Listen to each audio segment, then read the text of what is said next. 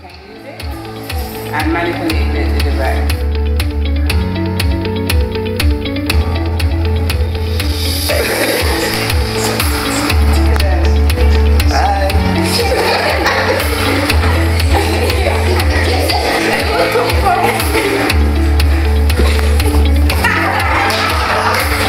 Okay, I went to Cuba and it felt sorry because I said hi to somebody, they actually look at me like I'm actually here.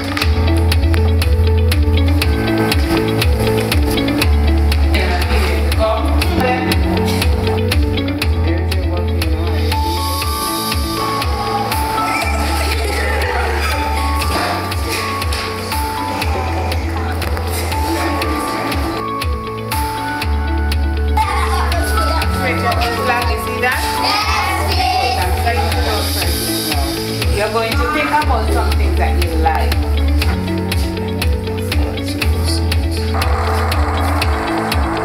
What is happening? Let's try this. And then you see that I was there and I was driving, like I was driving my car. And I see people dancing, walking, and playing boxing.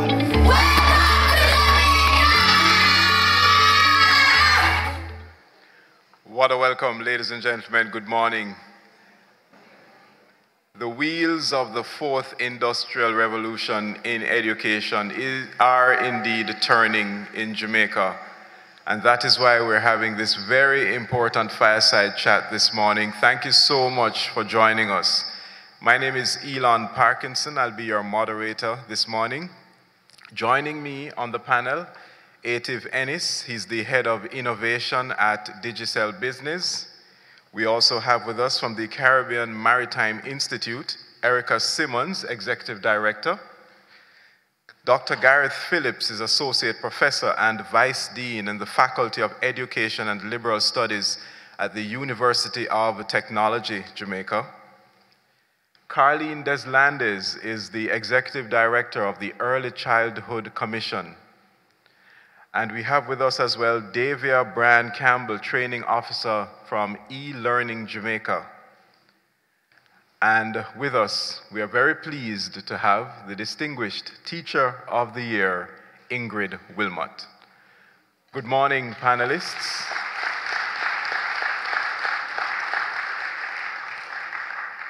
Thank you. I want to begin this discussion on what we're doing in Jamaica so far, because you just saw a little bit of how Jamaica is already taking on the technology curve where it concerns merging newfangled devices and technologies with the education experience. And that is why I want to begin with Erica Simmons from the Caribbean Maritime Institute in Jamaica, well, now university, beg your pardon, because they've been doing such amazing things. Used to be called an institute years ago. It's now a university because of the technologies that they've been applying. So I believe this question, to open up this fireside chat, would be so right for you, Erica, in asking, what have we achieved so far in adapting to innovation demands of the fourth industrial revolution in Jamaica's education sector, especially from the CMU experience? Okay, well, good morning, Elon. Good morning, everybody. First, I'd like to thank Dr. Grace McLean and Dr. Gordon for inviting me here to talk about what we're doing at the Caribbean Maritime University. Elon, perhaps we should start with defining what the fourth industrial revolution is. It's also called Industry 4.0 in a lot of your countries, and it's really the blending of the cyber, the digital, and the biological system spheres. When those systems come together, there's going to be a lot of innovation, or there has been a lot of innovation that has been created, such as augmented reality, virtual reality, the blockchain, additive manufacturing, big data, artificial intelligence are all technologies that have been created in the fourth industrial revolution. Now, what they're saying is the fourth industrial revolution is going to bring about massive productivity gains. And so they're even forecasting, Elon, that the fourth industrial revolution will be the largest wealth creation opportunity in the history of our planet. Now, if that's even 1% true, Elon, it is worth that we spend some time as a country, as a developing nation, focused on that. Another interesting point is that 50% of the jobs that are going to be around in the fourth industrial revolution have yet to be created. But it's kind of like boxing in the dark, I guess. But we can still focus on the technologies that we know that are going to be resident in the fourth industrial revolution, like we just talked about. Augmented reality, virtual reality, the blockchain, additive manufacturing, big data, machine learning. We need to be focused on building up our competency level in our schools, from the professional level all the way down to the early childhood level.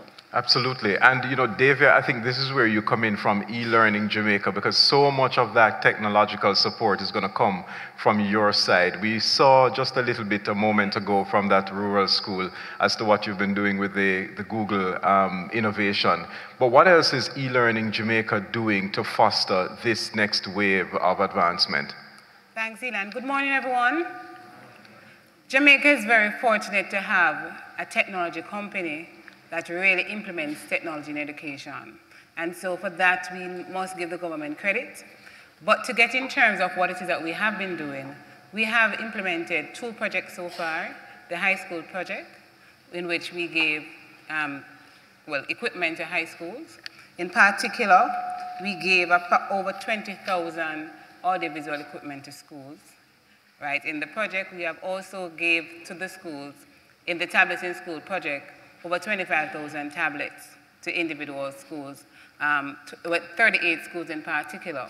And so we have been doing a lot in terms of giving them the technology. Yes. But apart from just giving the hardware, we would have also given the schools additional support. And the purpose of giving them these kinds of infrastructure is to ensure that our students, by extension, our teachers as well, have the ability to meet the demands of the 21st century skills that are needed.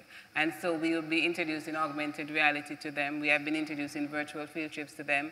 We have been looking at critical thinking applications that they'll be able to infuse all of these, use the infrastructure, whether it is through the tablets, where we are doing individual, students are able to now do individualized learning, where they can actually start do problem solving, do research, critical thinking skills. Right. And so all of these have been incorporated, and that is the whole purpose of giving them the equipment that we have. So Teacher Wilmot, from where you sit with the use of these 20,000 tablets and all of those new devices entering the classroom, how is it changing, revolutionizing the teaching and learning experience? I suppose I'm a teacher, so I was using a mic. Good morning. Let's get your mic. Good morning. I'm just excited that I'm one of the recipients. And I was just sharing with Davian as I walked in, what I remember most was just using that device. And like a child, I was so excited to be walking around, seeing Cube and all of that. So understand the impact in the classroom when we give that to the students. And, at my school, that's a privilege. I see it, where we all can do that. We have to use also what the students have, and today every child or most children have a smartphone. So we've been using that. And the things that we can now do, we can go to places, we can actually do things that some years back it was just a vision. Yes. But we are seeing it happening in the classroom, we're doing it in the classroom, and we're making it relevant because these students, we're teaching digital natives. This is what they can identify with, and they're my friends. I've learned so much from working with teenagers. They've taught me so much, and I'm happy I have teenage sons. So when I go to the students, I look smart. When they're talking, I can identify with what they're saying. But what we find is that it promotes such enduring understanding by using these tools that they find so interesting. We look at the constructivist approach, where it's not the teacher just banking, giving into the students, but it's so interactive, and we see the problem-solving skills coming out. We're talking about all these competencies. technology today makes it so much more possible and exciting. Absolutely, and from the very early stages, Carleen Deslandis, this is where you would come in through the Early Childhood Commission now to assist with the early adoption, but certainly it begins in the home. What are you seeing on that side? Well, good morning again, everyone. What we actually had to engage in is changing the mindset, because while they're exposed, parents thinking that a child, setting the child in front of the TV, takes care of that interaction. What we have done is responded to that by making our curriculum a little more responsive to the needs of technology. What we have done, what we're in the process of doing is revising our curriculum to reflect that, the use of technology, so that we can make suggestions to our practitioners in terms of what to use, what not to use, when to use it, what is appropriate, what is age appropriate for our children at the different stages. Mm-hmm. And speaking of age appropriateness, Dr. Gareth Phillips, you obviously wouldn't have an issue there, because being at UTech, you definitely have the adopters who would already be used to using the technology. But how important is it from the early childhood stage for the early adoption to take place, so that when they get to institutions like UTech, they are fully immersed into how to use the technology and then know to add value as they go on? Sure, Elon. Good morning, everyone. Setting the foundation from early childhood is critical. These students internalize the importance of technology, they apply to their daily lives.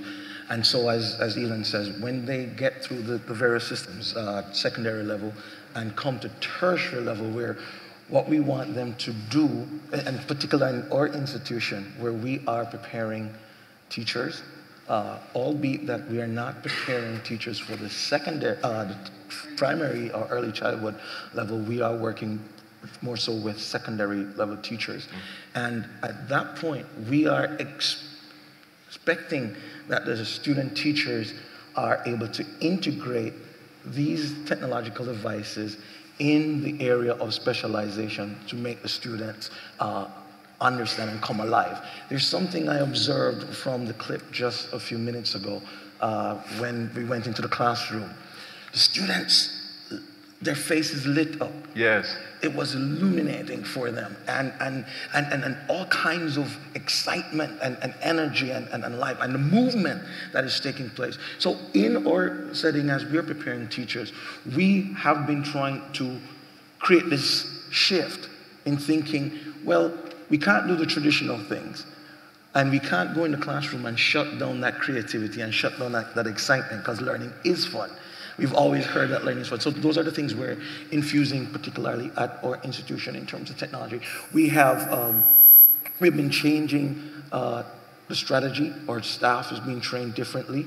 We have been pushing for on-the-job training that is going to allow the teachers to infuse the technology across the curriculum. And in a little bit, we'll talk some more about some of the specifics of that. But some exciting things are happening at the University of Technology, infrastructural changes, and I'll talk all about it in a minute. Absolutely, because right now I think we're mainly just looking at the mission so far and how much we have accomplished. And indeed we have quite a lot, but certainly much of the technological journey in education in Jamaica rests with a network. It requires sophisticated communications networks to put it all together, and of course lots of investment where that is concerned.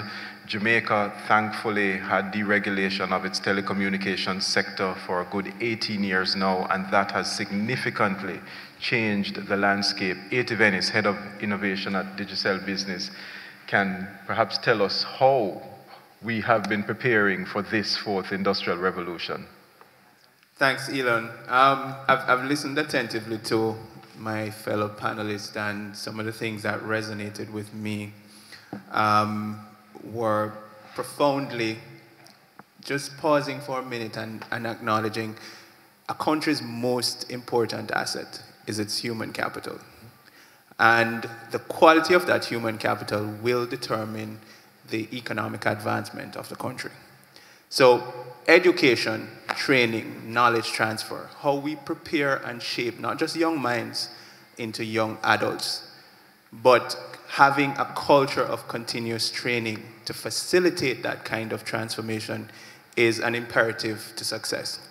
And as somebody from the private sector, who also has a social responsibility, because we see education as a collective responsibility, not just us, not just the government, but everybody in that ecosystem has a role to play.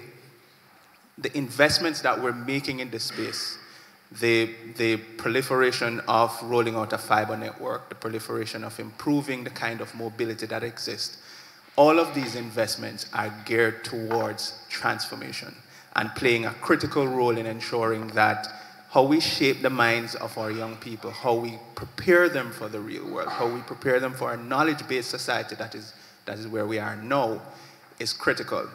So from our standpoint, we've recognized that we now have to teach the way students learn. Students and, well, young people, our kids, are born technology literate. So you don't need to teach them how to use a tablet. You don't need to teach them how to use a cell phone. You give them, they figure it out in seconds. And in that moment, I remember a particular instance where when we were rolling out, we were part of the pilot project with e-learning.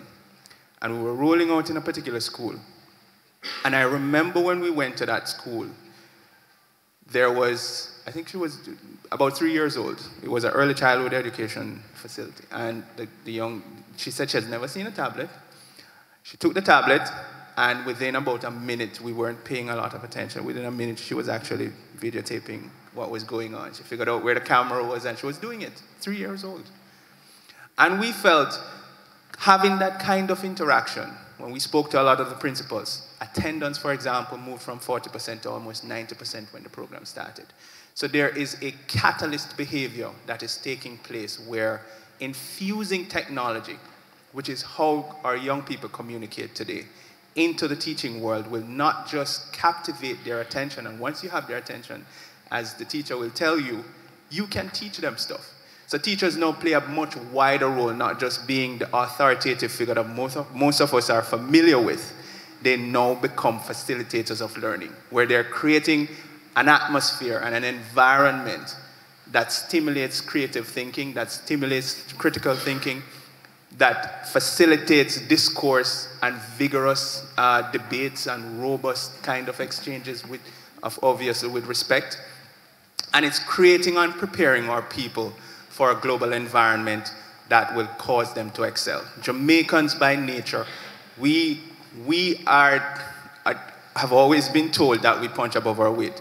But that's what makes us who we are. We're an amazingly resilient, ambitious type of people, and what we want to associate ourselves with is success and to be leaders in our space. And I think in this particular environment, as a telco, we're doing a lot of those things in terms of the investments. I'll talk a little bit more about the specifics, but the investments that we're making will prepare the foundation, or what we call the transport layer, for us to take off and do some of the amazing things that can be replicated with our Caribbean neighbors as well. Thanks very much, Atif. And speaking about the transport layer, let's just take a look at some of the innovation that transport layer can bring to the classroom and beyond.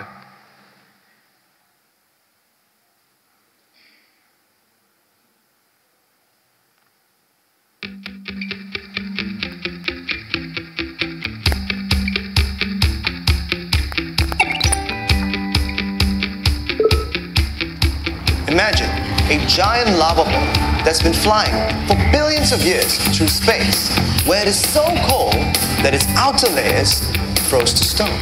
But the core remained as hot as the surface of the sun. That is our planet, Earth. Can anybody tell me how old our planet is? It is said that the Earth is 4.5 billion years old, sir. That's right.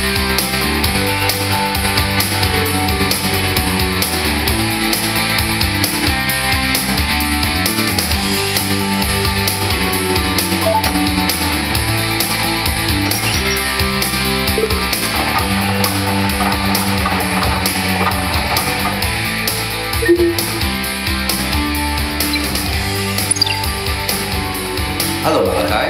Hi, Professor. Let me take a look. I see. For a 4-cylinder engine, the typical firing order is 1, 3, 4, 2. Try connecting the spark plugs in that order. Thanks, Professor. Hello, and welcome to this new anatomy lesson about the heart. Let's start with a bit of background. In order to survive, our cells consume oxygen.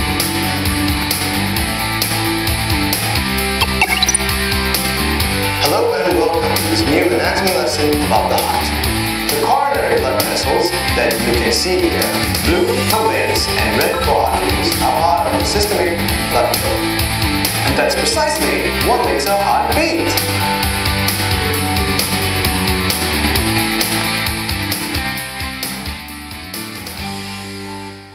We're not too far away from that experience at all in the classroom, right around the corner, and that is why we're having this fireside chat this morning. I want to throw this one out to any one of you, or all of you on the panel. You can take a stab at it. When you look at where we are now, could it be that the young ones are actually leading the 4th industrial revolution? They're taking the innovation to the classroom and forcing us to change. I'm throwing it out. Anyone who wants to grab it first and beyond. So let me jump right out. Education is supposed to be driven by learners' need. And as you are pointing out, this generation and the ones to come are going to be so far ahead of where we are today and the way we're thinking. You talk about your children and how they're helping you. Well, my children are already challenging the way I think about what I present to my students in a college-level classroom. And they are asking me questions that are forcing me to think about. So now I say at home, if we're to address the issue of this content or that, I say, go use your tablet or go use your phone and get the answer. And they're able to find it and bring it right back, right at their fingertip. So the need of the students, where they are and what their interests are, is what's driving us. And yes, I agree with you. They are leading the way. Well, I would add that at CMU, we're coming from an industry perspective. And we know that digital transformation is happening in industry.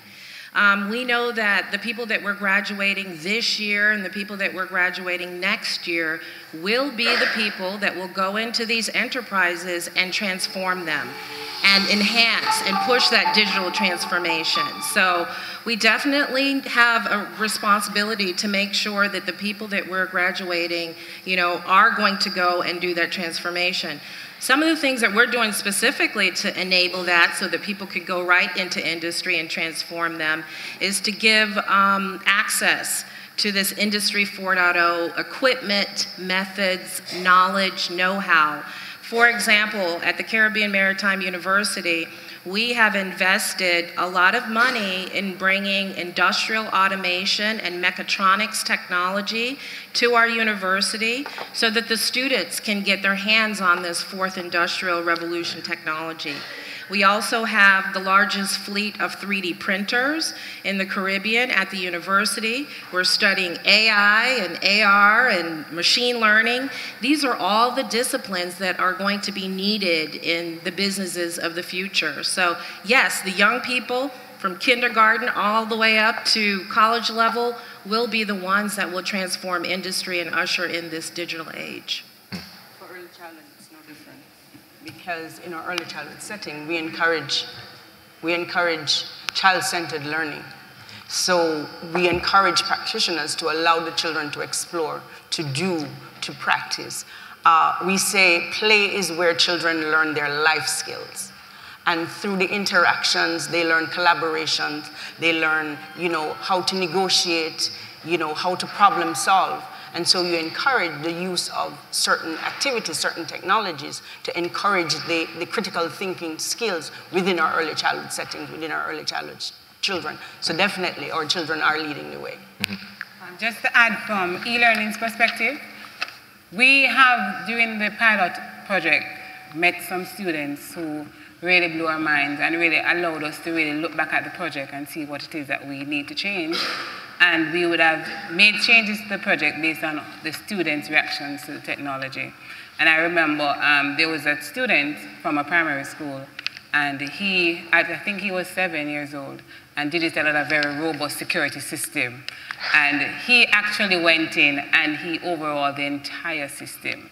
And this is an 8-year-old that, you know, everybody thought that that could not have happened. But we had to go back to the drawing board and really look at how it is that we are using the technology, how it is. Many things that we would have learned from the project, we learned it from the students. Even in terms of applications that are out there, when we go into the schools and we sit and we observe classes, we see that students are using applications that none of us knew existed. But having interacted with them, we realized that, oh, this app is a very good one, that you can actually send files with in a very easy way without having to go through that long route. And so we learned many things from the students by interacting with them. And I believe that it is our students who are really chanting the way for us to follow and to provide we just as educators, we will have to therefore provide them with the avenue in which they will channel that energy. Because we do understand that if it is that we allow them to have that total free flow, what could be the result of it? But we know as educators have to teach them how to problem solve and how to do the critical thinking and how to do the research to ensure that they can test their hypotheses and to go back and reflect and to use the technology to aid them in that kind of critical thinking skill that they need. You know, looking on, I see where it's a matter of how can I take what you know to get you where you want to go. And as educators, that's how we have to look at the digital age. Because the truth is, you get 2 teenagers up here and give them a computer and give them, and before long you're wondering, where did all of this come from? So take what they know to take them where they want to go. You know, as a child growing up, we were taught to be a lawyer, doctor. And when my son, for example, says, Mommy, I want to go into STEM research. I'm like, okay, what are you going to do? And he could go online and show me, Mommy, this is what it's about. And you know, when I go to school. And so what I love about all of this and taking what they know is that you can help them to dream big. You can help them to see a world that is way beyond the now and take them to a place where they can be whatever they want to be by using what they know. And it's just so exciting if, you know, as educators, we understand that, you know, we're there to guide them, not to necessarily go to teach them, because we're within ourselves, I find that we're very limited. But when we take them and we pull it all together, when you're finished, you're so tired because you had a good run, just going in a class with teenagers today or young adults today. Yeah, amazing story. An even more amazing one before that, Davia, an 8-year-old, you know, breaking into your system. Really? And interestingly enough, they wanted to punish him. And we had a conversation with the administrators of the school, and we said we applaud that kind of ingenuity.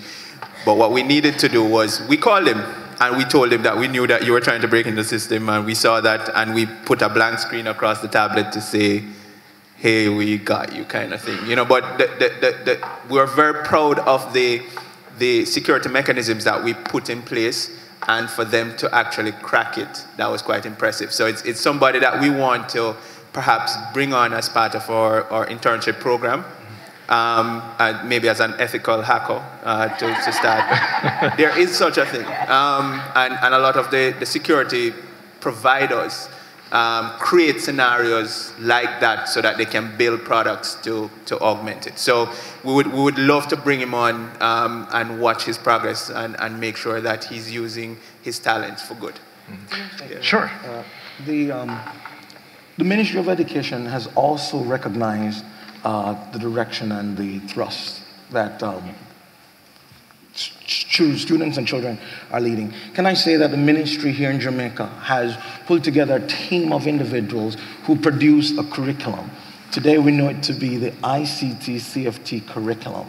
And in that curriculum, it is geared towards infusing in the training and the preparation of teachers the kinds of skills and competences and the knowledge that they are able to integrate in their classroom in an everyday instructional session these kinds of skills, okay? Using the devices, using the technology, and using the software. We at the University of Technology have partnered with them to ensure that this curriculum gets infused before they graduate from the teacher training program. But also we are working with JTC to do some training of in-service teachers. We will top up, and I know e-learning is doing that. So we're talking about collaboration all the way around. It is that for UTech, we have previously, now we're talking about the 4.0, talking about STEM education, which is part and parcel of this whole revolution. And UTech has trained teachers along with the ministry in STEM education or STEM methodology. They have worked with a project in a School of Excellence. I think it's called Sydney Pagan. And you're right. And so they've gone in, they have looked at the curriculum, helped the teachers to acquire those skills, but also UTech did some review of that curriculum before it was rolled out. Now today we call the curriculum the National Standards Curriculum, and that's one of the driving forces in Jamaica that's propelling some of these changes. And I would say that because of that curriculum, we are also having to collaborate with them to do the ICT CFT training. And so at UTech, this semester, we have students who are already taking it. So I'm happy to report that there are students currently taking modules or courses out of the ICT CFT curriculum. It's going to be running this semester and next semester, and then the others will come later. Great. But lots of exciting things happening. Absolutely, and that's very great to hear. And it brings me to asking even, what does the wired or wireless classroom look like? We got a snippet of it earlier in the opening video, but what does it look like now, and what will it look like going forward? Let me put that over to you, Davia.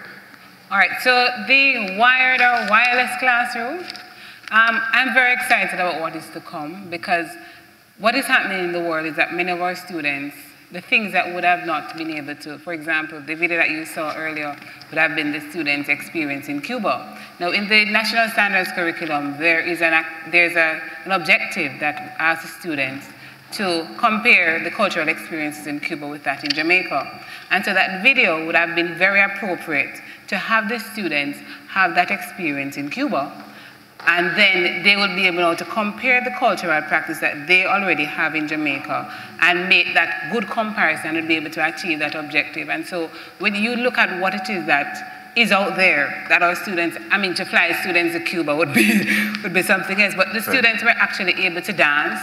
In the video, there was Latin music playing, and so they were fully immersed in the culture. They were able to walk on the street, they were able to drive in the car, they were able to talk to other people and interact with them. And that is what your wireless classroom will look like. Even with the augmented reality that they were doing, when they were able to see a volcano erupting without having to go to Montserrat.